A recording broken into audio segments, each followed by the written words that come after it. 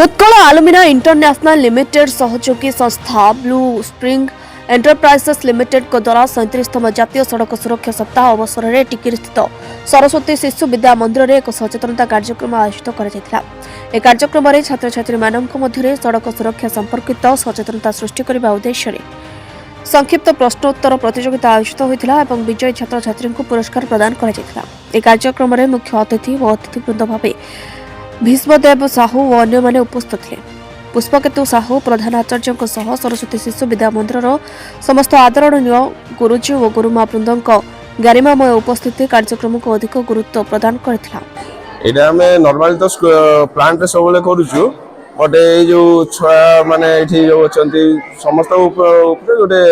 माने समस्त जेंती awareness programme पे एटा रखिथिलु हमें जेंती समस्त सिखिबे किछि स्कूल रे एटा फर्स्ट टाइम पे हम इनिशिएटिव लेथिलु। ए अवसर रे दिगंत सुनील विष्णु चरण लिमा और प्रशांत प्रधानी द्वारा चकुलिया पंडा रूपे सड़क सुरक्षा संबंधी जन सचेतनता वार्ता प्रदान करा जायतिला बोली कहछन्ते। उत्कल कंपनी जने कर्मचारी ब्लू स्पिन मो कॉन्ट्रैक्टर नाम आमे आज